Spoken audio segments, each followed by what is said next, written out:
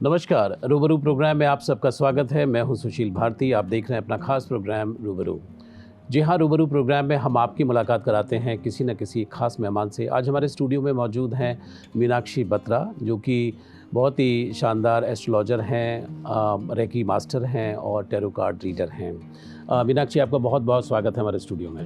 धन्यवाद। जी। धन्यवाद सर। मीनाक्षी, पहला सवाल मेरा आपसे ये है कि आप इतिहास में एमए हैं, हिस्ट्री में आपने एमए किया, फिर आपने उसके बाद बीलिप भी किया और ये सब करने के बावजूद उसके बाद आप इस तरफ आपका रुझान बढ़ा, कैसे?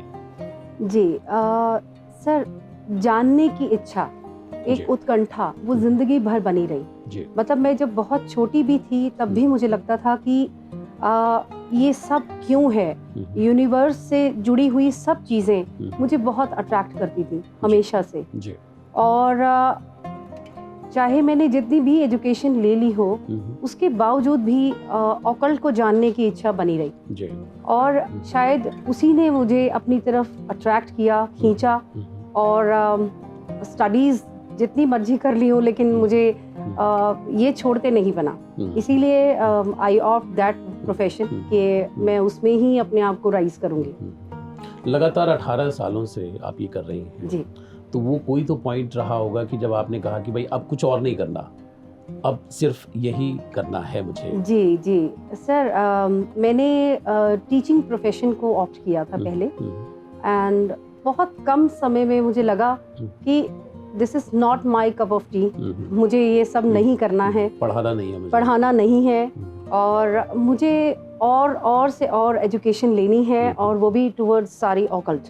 तो वो सब जानते हुए कि मैं अपनी इच्छा और अपने पैशन को फॉलो करना चाहती थी प्रोफेशन में भी। हाँ, थोड़ा सा क्रिटिसिज्म घर में ही मिला कि फैमिली के मेंबर्स ने कहा कि ये सब चीज़ें क्यों, आप वेल एजुकेटेड हैं और आप बहुत अच्छी अर्न कर सकते हैं अगर आप जॉब में रहते हैं तो, but passion at the end आप दो चीज़ों को चुनते हो, प्रोफेशन भी है और पैशन भी है। तो मैंने प्रोफेशन को छोड़कर पैशन को चुना, को फॉलो किया। जी जी। अभी आपने कहा कि पढ़ाना जो है वो आपको लगा कि this is not my cup of tea. जी।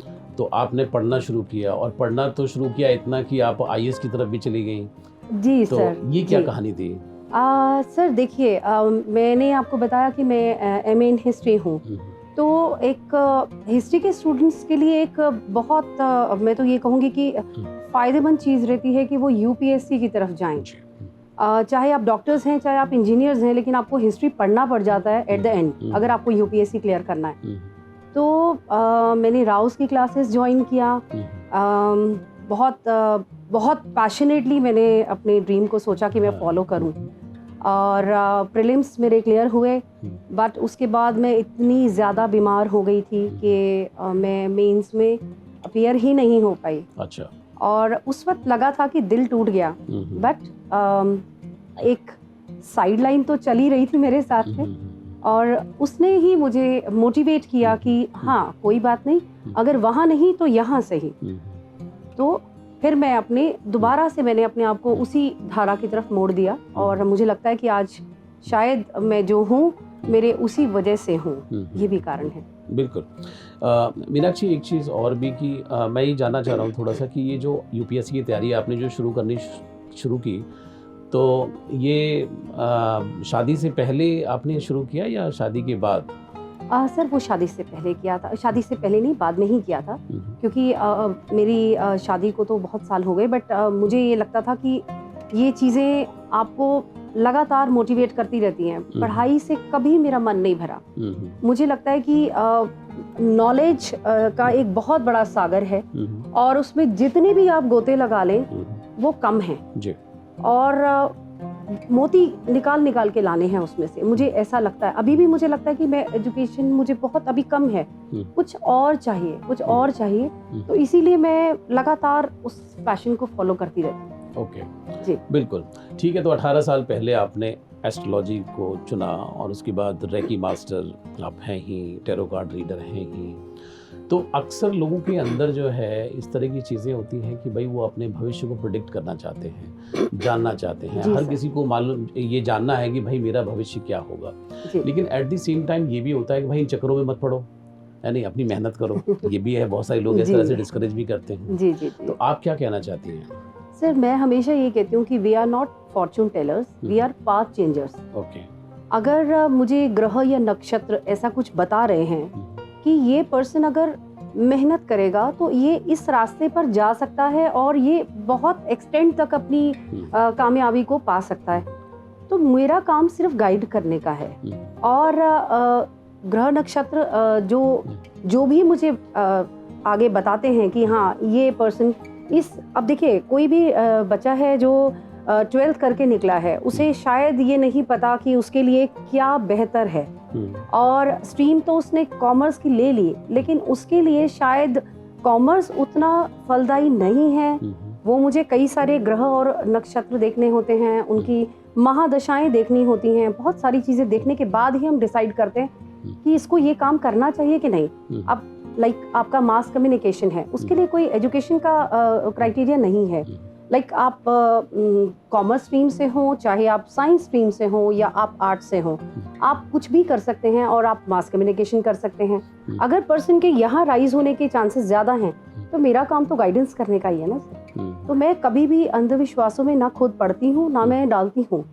मेरे जो क्लाइंट्स आते हैं वो यही कहते हैं कि आपने सही मार्ग दिखाया। मैं तो अपने आप को एक मार्गदर्शक की तरह मानती हूँ सर। टॉर्च बेरर का काम है जी आपका। जी बिल्कुल। जी बिल्कुल। कुछ लोग ये भी कहते हैं कि मनुष्य जो है वो अपनी भाग्य की रेखाएं खुद ही तय करता है, खुद ही लिखता है वो। आप कितना सहमत हैं इस बात से? जी मैं पूरी तरह से सहमत हूँ, क्योंकि आपके भाग्य में लिखा है कि आप बहुत बड़े इंडस्ट्रियलिस्ट बनेंगे, लेकिन आप मेहनत नहीं कर रहे, आप वो कर्म नहीं कर रहे। तो कर्म के दाता हैं शनि, और अगर आप बहुत राइज करते हैं और बहुत ऊंचे तक पहुंचते हैं, तो अगर आपने कर्म ही नहीं किया और आप यही सोच के बैठे रह गए हाथ पे हाथ रख के कि कुछ भी होगा और मैं तो इंडस्ट्रियलिस्ट बन ही जाऊंगा, तो ऐसा नहीं होता। कुछ नहीं होने वाला। आपको अपनी मेहनत को भाग्य की तरह ही तरजीह देनी पड़ेगी, नहीं तो कुछ नहीं होने का। जी। और अगर आप देते हैं तो उसी के अनुसार आपकी जो हस्तरेखाएं हैं उसी हिसाब से बन जाती हैं। जी जी बिल्कुल बिल्कुल, हस्तरेखाएं भी बनती हैं, आपके कर्मों से ही आपका भाग्य बनता है। जी बिल्कुल जी। ये एस्ट्रोलॉजी जो है बड़ा पुराना विज्ञान है जी। और हमारे शास्त्रों में भी इसका जिक्र है और बहुत पहले से इस विद्या को लोग अपनाते चले आ रहे हैं। जी जी। लेकिन आज के समय में थोड़ा सा लोगों को लेकर के इसके बारे में कुछ भ्रम्स भी हैं। कुछ लोग बहुत ज़्यादा इसके अंदर घुस भी जाते हैं। जी। वो कहते हैं कि भाई अब तो वो दे स्टार्ट बिलीविंग, न्यूमरोलॉजी हो गई, एस्ट्रोलॉजी हो गई, तो उसी के अंदर वो घूमते रहते हैं। जी जी। तो ऐसे लोगों के लिए क्या कहना चाह रहे हैं आप? सर देखिए, आपकी पढ़ाई लिखाई या आपका जो नॉलेज का एक क्राइटेरिया है वो ज़्यादा वर्क करता है। मैं एक एस्ट्रोलॉजर होने के नाते, देखिए मैं मॉडर्न एस्ट्रोलॉजी करने में ज़्यादा बिलीव करती हूँ। आप हाथ पे हाथ रख के कोई काम नहीं कर सकते, ना ही आपके इस तरह के, देखिए पास्ट लाइफ कर्मा बैगेज हर इंसान अपने साथ में लेके आता है। ये डिटरमाइंड हमारे पास्ट लाइफ कर्मा ही करते हैं कि हम कहाँ जन्म लेंगे, लेकिन हम क्या बनेंगे ये हमारे कर्म डिसाइड करते हैं, वो इस जन्म के होते हैं। तो आपके कर्मों के हिसाब से ही आपको बहुत सारी चीजें हासिल करनी होती हैं। तो मैं तो यही कहूँगी कि जो लोग ये सोचते हैं कि हम आज न्यूमरोलॉजी के हिसाब से मैंने ये कलर पहन लिया, मैंने ये नंबर आज ये बैठ रहा है, तो आज तो मेरा काम बन ही जाएगा बिना मेहनत किए, तो सर वो हासिल नहीं होगा। तो मैं इन सब चीज़ों में बिलीव नहीं करती हूँ। जी बिल्कुल। मीनाक्षी जी, आप जैसे एस्ट्रोलॉजर भी हैं, आप रेकी मास्टर भी हैं, आप टैरो कार्ड रीडर भी हैं, यहाँ पे भी मैंने कुछ देखा है कि आप लामा फेरा हीलर हैं, magnified healer and professional Osho zen tarot card. तो ये सारी की सारी जो चीज़ें हैं जी, क्या ये एक बार में ही अप्लाई करते हैं लोगों पर, या ये लोगों से मिलने के बाद उनके लिए क्या बेहतर है आप ये डिसाइड करते हैं? कैसे आपका वर्किंग क्या है? सर देखिए, मेरे पास में बहुत सारे क्लाइंट्स आते हैं, जब उनकी परेशानी को देखकर हमें चीज़ों को अप्लाई करना होता है। जी, कि इनके लिए टैरो कार्ड बेहतर है या जी इनके लिए जी जी एस्ट्रोलॉजी देखिए, बेहतर जिनके है? पास अपना डेट ऑफ बर्थ या टाइम नहीं है उनके लिए टैरो कार्ड ज़्यादा वर्क करते हैं सर। ओके। और क्योंकि उसके लिए अगर आपको एस्ट्रोलॉजी में जाना है तो आपको एग्जैक्ट टाइम भी आपका इधर का उधर थोड़ा सा भी मिनट्स भी इधर के उधर नहीं हो सकते, जी। तो वो आपको एग्जैक्ट टाइम पता होना चाहिए। यदि वो नहीं पता है तो हमारा टैरो कार्ड बहुत मदद करते हैं उसमें। और उसके अलावा जो आप जैसे बात कर रहे हैं कि लामा फेरा, हाँ। रेकी हो गई या लामा फेरा is a Buddhist healing technique, और वो हम ज़्यादातर प्रॉपर्टीज़ के ऊपर यूज़ करते हैं। ओके। जहाँ प्रॉपर्टी की कहीं कोई ऐसा है जो सेल नहीं हो पा रही है या कि कोई नेगेटिविटी वहाँ बहुत ज़्यादा घर कर गई है, तो देन वी अप्लाई लामा फेरा देयर। और अगर मैग्नीफाइड की मैं बात करूँ, मैग्नीफाइड हीलिंग सर वो रेकी से लगभग 10,000 गुना ज़्यादा फास्ट है। तो रेकी के लिए अगर आपको 21 दिन की हीलिंग किसी पर्सन को देनी है, वहाँ 11 दिन में काम होता है। अच्छा। और लामा फेरा तो 5 दिन में ही कर देती है। अच्छा, तो मतलब ये टाइम के हिसाब से भी है कि मान लीजिए कि मुझे अगर लंदन जाना है तो मेरे पास 5 दिन का समय है, तो 5 दिन की टेक्निक मीनाक्षी जी के पास आप चले जाइए। जी जी तो जी। वो आपको एक पैकेज बना के ऐसा दे सकती है। जी, और सर एक चीज़ और भी है कि आप लंदन क्या आप ग्लोब में कहीं भी चले जाएं, हमारी हीलिंग तो हर जगह पहुंच जाएगी। अच्छा, ओके। जस्ट हम लोग जो डिस्टेंस हीलिंग देते हैं उसके थ्रू तो आप कहीं पे भी हो। मेरे तो क्लाइंट्स कनाडा में भी हैं, ऑस्ट्रेलिया में भी हैं और सिंगापुर में भी हैं। मेरे तो बहुत सारे क्लाइंट्स बाहर के भी हैं। जी बिल्कुल। अगला सवाल मीनाक्षी जी की ये बताइए कि बहुत सारे लोग हैं आजकल जो टैरो कार्ड रीडिंग करते हैं, रेकी मास्टर हैं, हीलर्स हैं, यू नो, तो एज ए प्रोफेशन अगर मैं बात करूं, क्योंकि कहीं ना कहीं at the end of the day घर में आपसे पूछा जाता है, आपसे भी पूछा गया, तो जो यंगस्टर्स जो आ रहे हैं, can they take as a profession, इसको ले सकते हैं? जी डेफिनेटली ले सकते हैं। मैं तो ये कहती हूँ जब मैं कर सकती हूँ तो कोई और क्यों नहीं कर सकता। जी। It's all about your passion, it's all about कि आपको ऑकल्ट में कितना इंटरेस्ट है। आप जब यूनिवर्स के बारे में जानना चाहते हैं, ग्रह नक्षत्रों के बारे में जानना चाहते हैं, या आप ये मैं आज यहाँ हूँ, मैं क्यों हूँ, ये क्वेश्चंस जिनको लगातार परेशान करते रहते हैं, उन्हें तो ज़रूर ऑकल्ट में जाना ही चाहिए। और अगर आप इसे मैं तो ये कहूँगी कि एक फुल फ्लेज आपका प्रोफेशन हो सकता है अगर आप इसको दिल के साथ करें।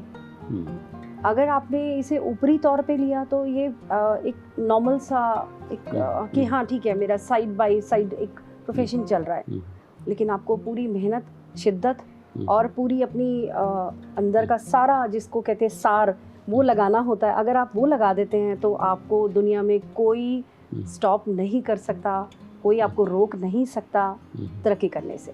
जी बिल्कुल। तो मेरी तो सलाह यही है, जो भी यंगस्टर्स हैं जो करना चाहते हैं, डेफिनेटली डू दैट, करना चाहिए उन्हें। क्योंकि एक चीज़ और भी मीनाक्षी जी की आज का समय जो है पूरी तरीके से कन्फ्यूज़न से भरा हुआ है समय। और अगर आप इतनी बड़ी जिम्मेदारी लेते हैं, अगर आप किसी के मार्गदर्शक बनना चाहते हैं, किसी के लिए टॉर्च बेरर बनना चाहते हैं, तो आपको, मुझे ऐसा लगता है कि स्वयं के ऊपर भी काफ़ी काम करना पड़ता होगा। जी। तो वो क्या ऐसी चीज़ें हैं, वो क्या ऐसी डू एंड डोंट्स हैं जो आप करते हैं, जो आप नहीं करते हैं, जो रेस्ट्रिक्टेड हैं? जी, वो भी थोड़ा सा बताइए। देखिए रेकी से मैं अपनी ऑरा क्लेंजिंग और मैं अपने आप को पूरी तरह से, मेरे सारे जितने भी मेरे चक्रास हैं उन्हें रोज़ मेरा एक बैलेंसिंग तरीका होता है कि मैं उसे बैलेंस करती हूँ और उन्हें एनहांस करती हूँ, उन्हें पावर देती हूँ। और मैं एफर्मेशंस में बहुत बिलीव करती हूँ सर। मैं मॉर्निंग में मेरे रिचुअल्स ही यही हैं कि मैं उठती हूँ, अगर मुझे ग्लास ऑफ वाटर लेना है तो मैं उसे ऐसा देख के पीती हूँ कि जैसे वो एक अमृत का प्याला है। जब भी मैं कभी ग्लास पानी का लेती हूँ तो मैं उसे बोलती हूँ I am taking all the positivity in my body. तो वो एक एफर्मेशन जो उसके अंदर जाती है, क्योंकि water is the ancient element on earth.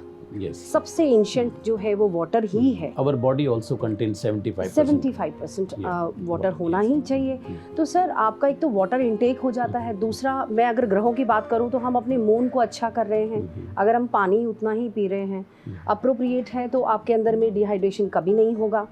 पानी पीने के साथ में अगर आप एफर्मेशन के साथ पानी पी रहे हैं तो वो वंडर्स करती है। मेरे साथ यही होता है। I am a very positive person.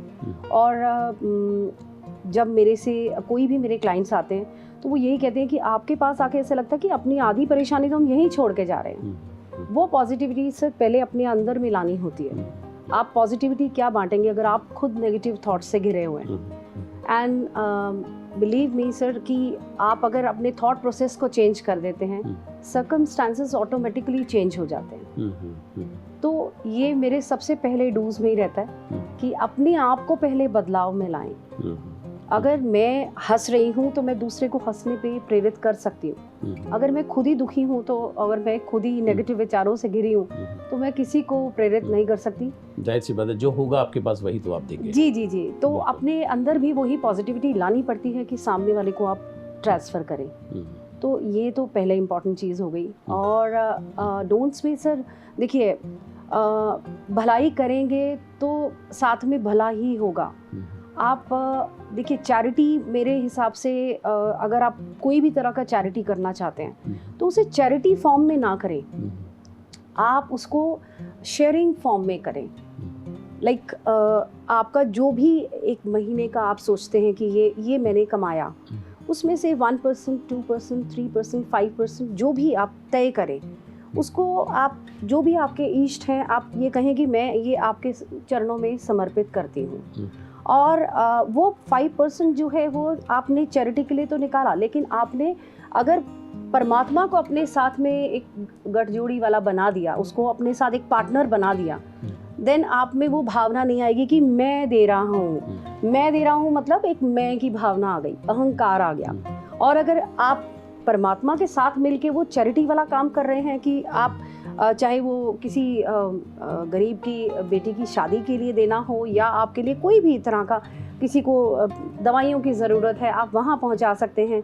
लेकिन उसको वो चैरिटी की तरह नहीं, आप एक गिवर बने, लेकिन आप एक शेयरिंग बेसिस पे करें कि मैं ये सोसाइटी में शेयर कर रहा हूँ ये सब चीज़ों को। तो वो भावना, वो अहंकार आपके अंदर कभी नहीं आएगा। जी बिल्कुल। तो अहंकार को तो मारना भी चाहिए वैसे भी। जी। एक चीज़ और भी मीनाक्षी जी की बड़ा कन्फ्यूजन है कई चीज़ों को लेकर के। लोग जो हैं वो भटके हुए हैं, लोगों को समझ नहीं आ रहा है। जैसा कि आपने कहा कि मैं मार्गदर्शक हूँ, तो मार्ग जो है उनका प्रशस्ति नहीं है कि वो जिनको जाना कहाँ है। तो लेकिन एट द सेम टाइम बहुत सारी और भी सारी चीज़ें हो रही हैं। जैसे कि अभी मैं एक FM पे एक टॉक सुन रहा था ऐसे ही, तो वहाँ पे कोई मोहतरमा थी, वो बता रही थी कि आप अपनी, तो आपका नाम कविता है तो आप अपने कविता के नाम के आगे एक टी के आगे एक ए और जोड़ दीजिए। अच्छा। और शर्मा के आगे आप SHA और एक ए और जोड़ दीजिए। तो मुझे जो स्ट्रक किया कि as it is the person is having so much of confusion in her life और हिज लाइफ, तो इससे ये एक ए जोड़ने से, ये करने से, तो डोंट यू थिंक कि ये कन्फ्यूज़न और ज़्यादा बढ़ रहा है? देखिए, ये सर न्यूमरोलॉजी की बातें मैं नहीं करना चाहूँगी क्योंकि मैं जस्ट पूछ रहा हूँ क्योंकि आप ऑकल्ट साइंस में हैं। जी जी जी। देखिए, जिनका जैसा बिलीव है सर वो वही चीज़ आगे ट्रांसफ़र करते हैं। मैं इतना ज़्यादा न्यूमरोलॉजी में नहीं हूँ अभी तक, और हो सकता है कि ये सब चीज़ें डिफरेंस डालती भी हों, और हो सकता है कि इससे आपकी एक, देखिए कई बार क्या होता है सर, छोटी से छोटी चीज़ों में आपका माइंड का वो जो एक ट्यूनिंग कर दी जाती है, आपने ये कर दिया तो आपके साथ ये अच्छा ही होने लगेगा, तो वो भी कारण हो सकते हैं। मेरा प्रश्न ये है कि मान लीजिए कि आपने कोई नाम दिया, तो उन्होंने देखा भाई कविता तो ऐसे ही लिखा जाता है, हाँ, तो सर्टिफिकेट में आ गया छप करके जी। आप कह रहे हैं कि नहीं मेरा नाम में ना एक और ए है, तो आपने अपनी परेशानी और बढ़ा ली है नहीं? तो मेरा सिर्फ ये पॉइंट था कि क्या इससे कुछ और कन्फ्यूजन्स भी इस तरह से व्यक्ति के जीवन में बढ़ रहे हैं तो उनको कम करने की कोशिश करनी चाहिए, जैसे कि आपने कहा। जी जी सर, देखिए ये हर एक इंसान का अपना परसेप्शन है, हम उसे तो नहीं चेंज कर सकते, बट हाँ हम ये कहते हैं कि कोई भी चीज़ से आप अंधविश्वास से ना जुड़ें। और कई बार आप अपनी नॉलेज पे जो पूरा भरोसा करें कि आप इतने नॉलेजेबल हैं तो आप एक बहुत ही ज़्यादा कैलिबर वाले व्यक्ति हैं और आप जो चाहें वो आप हासिल कर सकते हैं जी। तो कंफ्यूजन का कोई सवाल नहीं उठता है। एटलीस्ट मेरी लाइफ में तो मैंने कभी किसी को कंफ्यूज किया ही नहीं है जी। बिल्कुल बिल्कुल बिल्कुल। ज़िंदगी का सफ़र है और अक्सर एक कवि ने कहा भी है कि जितना कम सामान रहेगा उतना सफ़र आसान रहेगा। बिल्कुल सर। तो थोड़ा सामान लेकर के चलेंगे तो ज़्यादा अच्छा रहेगा। हाँ जी। मीनाक्षी जी, आप आज अच्छा कर रही हैं और इस क्षेत्र में आपने अपना एक नाम भी बनाया है। अभी हाल ही में आपको Sarojini Naidu national award for working women से भी सम्मानित किया गया है जी। क्या लगता है आपको कि इस तरह के जो अवार्ड्स हैं वो आपको एक किक देते हैं, आपको एक इंस्पायर करते हैं, कुछ करने के लिए और प्रेरित करते हैं? जी, मैं सबसे पहले तो डॉक्टर संदीप मारवा जी का बहुत बहुत धन्यवाद करना चाहूँगी कि जितनी भी मेरे जैसी और विमेन हैं जो अपनी बहुत सारी कठिनाइयों के बावजूद और बहुत अपने कंफर्ट जोन से बाहर निकल कर आती हैं और काम कर रही हैं, अलग अलग स्ट्रीम्स में काम कर रही हैं, उन्हें एक रिकॉग्निशन मिलता है सर, डेफिनेटली किक भी मिलती है।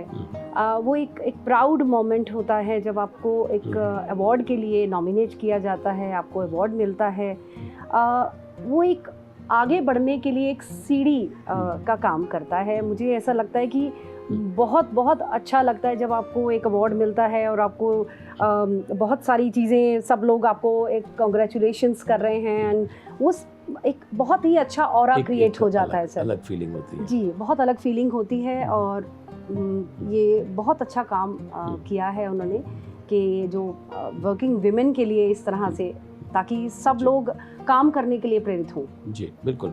बात वर्किंग विमेन की हो रही है तो, और वर्किंग की हो रही है और विमेन की हो रही है जी। तो अक्सर ये देखा गया है कि लड़कियां जो हैं वो 20 साल 21 साल अपने पिता के घर पढ़ाई लिखाई करती हैं, उसके बाद वो उनकी शादी वगैरह का सिलसिला जो है हमारे हिंदुस्तान में चलता है जी, जी। उसके बाद हस्बैंड या जो इन लॉज हैं उन पर निर्भर करता है कि वो आगे जॉब करवाते हैं नहीं कराते हैं, क्या माहौल मिलता है। तो कई बार बहुत पॉजिटिव माहौल होता है, उसके बावजूद भी बहुत सारे चैलेंजेस महिलाओं के लिए आते हैं जी, जी, जी। तो अक्सर ये देखा गया कि उसी दौरान जो है वो फैमिली प्लानिंग भी होती है। तो 13-14 साल का जो एक समय होता है वो मुझे ऐसा लगता है कि किसी भी महिला के लिए थोड़ा सा एक कम डिफ़िकल्ट समय होता है जी बिल्कुल। उसमें कई सारी महिलाएं कुछ कर लेती हैं, कुछ बैठ जाती हैं, कुछ 40 साल के बाद में 35 साल के बाद में उठ के फिर खड़ा होना चाहती हैं जी। और कुछ लोग हिम्मत कर लेते हैं, कुछ लोग हिम्मत नहीं कर पाते हैं जी।